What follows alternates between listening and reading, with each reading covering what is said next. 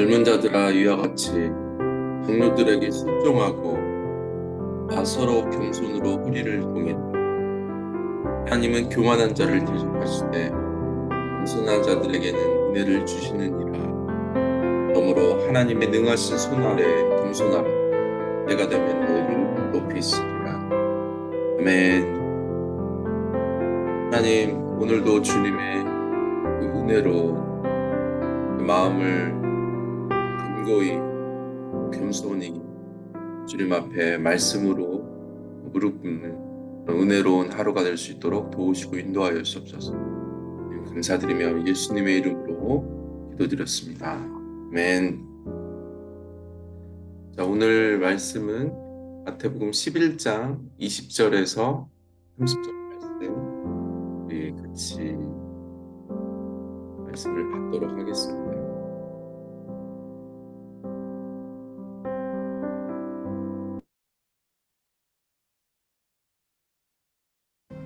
예수께서 권능을 가장 많이 행하신 고을들이 회개하지 아니하므로 그때에 책망하시되 화 있을진저 고라시나, 화 있을진저 벳세다야.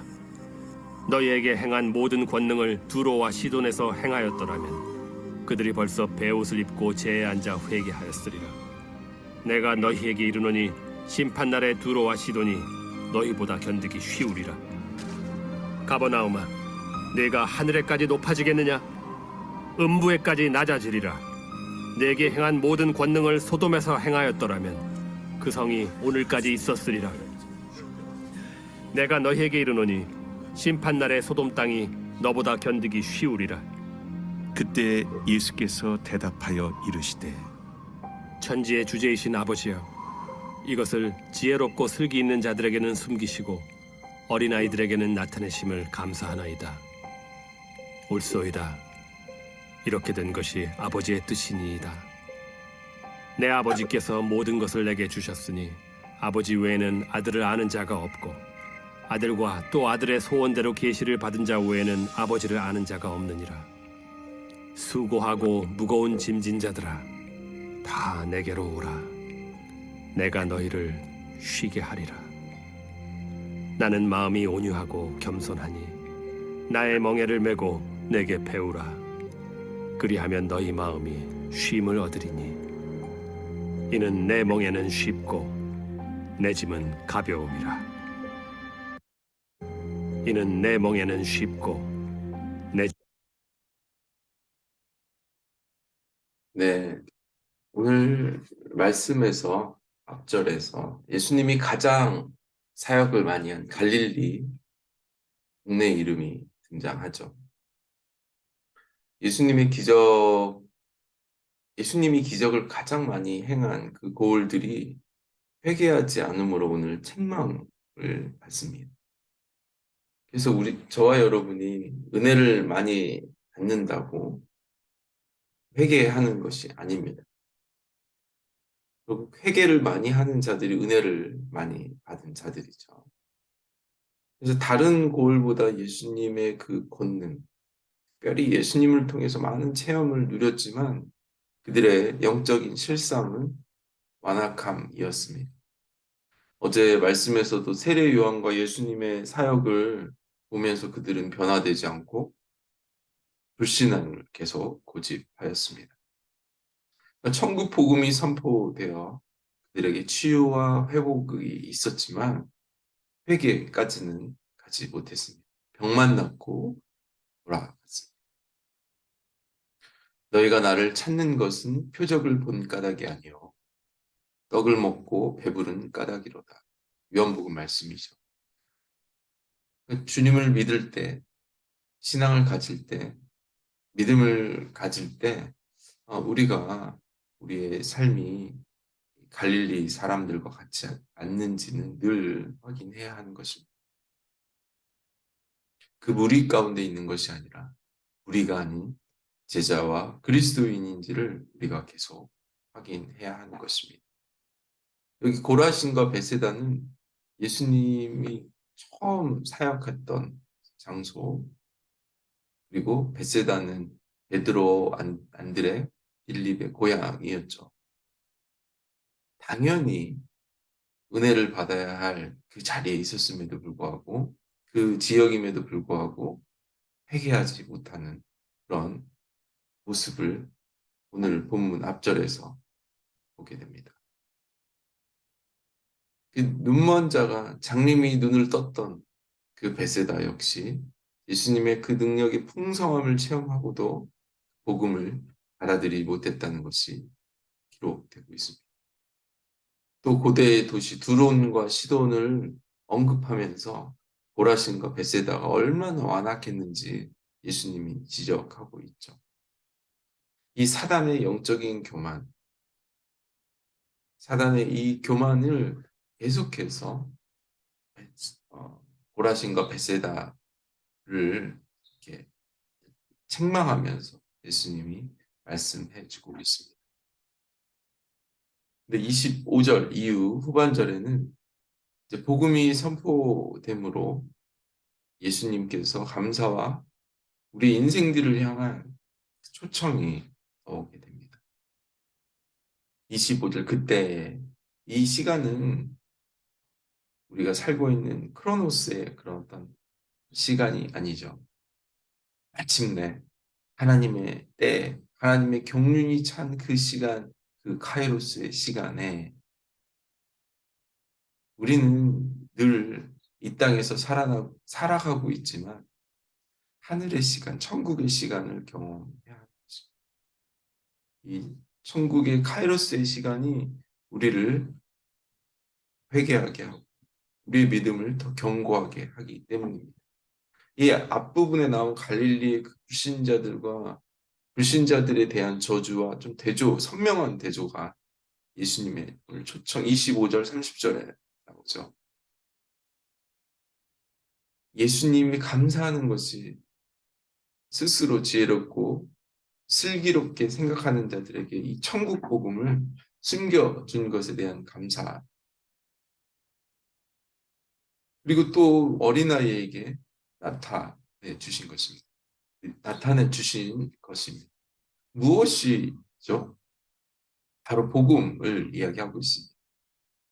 스스로 지혜롭다고 생각했던 그들에게는 복음을 숨겨주심에 예수님이 감사드리고 어린아이들에게 복음을 나타내신 것을 지금 감사하고 있습니다.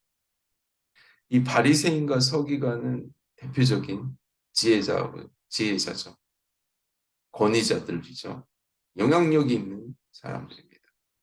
그들은 예수님의 가르침을 받고서도 계속 예수님을 따라다니죠.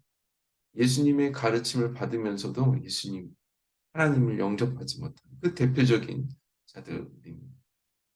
이게 앞절에 나온 벳세다와 고라신의 교만을 대표하는 자들이죠.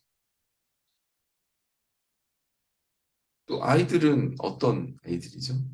젖먹이 아이들. 말 그대로 영적인 눈을 뜨지 못한 사리분별하지 못하는 하나님을 경험하지도 못한 어리숙한 정말 말 그대로의 아이들입니다. 하나님에 대해서도 지식도 없고 열정도 내본 기억도 없는 가르침도 받아보지 않는 그 아이들이 아이러니하게 오히려 하나님의 복음을 받아들였다는 것이죠. 하나님의 나라는 천국은 하나님의 복음은 우리가 소위 알고 있는 그런 지식과 지혜로는 도저히 얻을 수 없는 은혜입니다.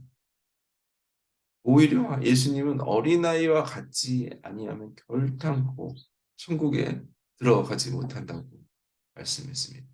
우리 안에 있는 교만, 스스로 높아지는 것들, 스스로 하나님을 찾을 수 있다고 생각했던 그 모든 것이 거둬질 때, 또 교만을 통해 우리가 심판을 받지만 예수님의 성품이 오늘 겸손을 통해 하나님의 자비를 받을 근거가 된다고 분명히 이야기하고 있죠.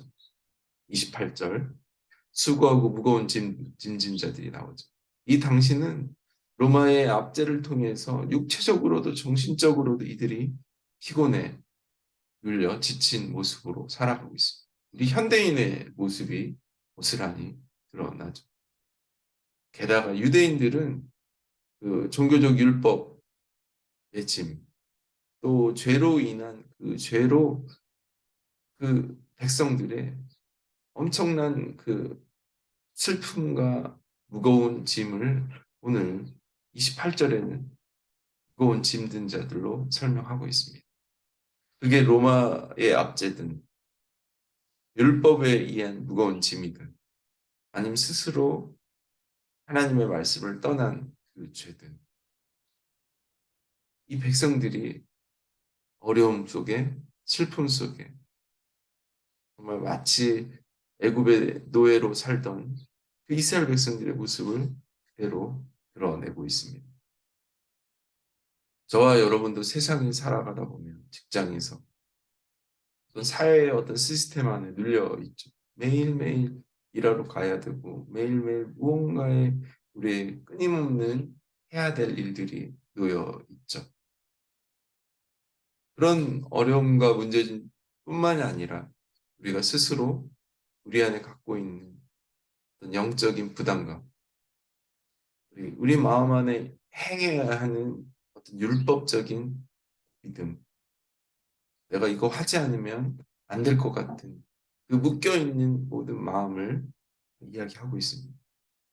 또 우리가 죄를 보면서 주는 어떤 정죄감, 죄책감, 그 모든 것이 우리를 무거운 짐으로 놓여 있습니다. 이 짐에 놓인 자의 또 반대의 영혼들은 마음이 부한 사람입니다. 이 마음이 평안하고 부한 사람의 특징은 이거 무거운 짐을 직시하지 않는 자들입니다. 우리가 잘못 생각하면 마음이 부한 사람은 그냥 자신의 삶에 만족하고 자족하고 그냥 스스로 그 일들을 해결해 나가는 사람으로 생각할 수 있습니다. 그러나 오늘 말씀을 보면 마음이 부한 자들은 무거운 짐이 없는 자들은 결국 은혜를 사모하며 은혜를 구하며 회개하는 자들입니다. 우리가 용서를 구하고 회개할 때 우리 안에 안식과 쉼이 있습니다. 그런데 이 안식과 쉼은 우리가 살고 있는 지금 현재 쉼도 포함하지만 궁극적으로 우리가 영원히 나아갈 그 하나님의 나라, 천국의 쉼을 의미하는 것입니다. 29절 예수님의 성품이 드러나죠. 온유. 우리가 배웠죠. 프라우스. 그 야생마 같은 절대 되지 않은 그것들이 이제 훈련되어서 양육되어서 제자 되어서 길들여져서 드러나는 예수님의 성품.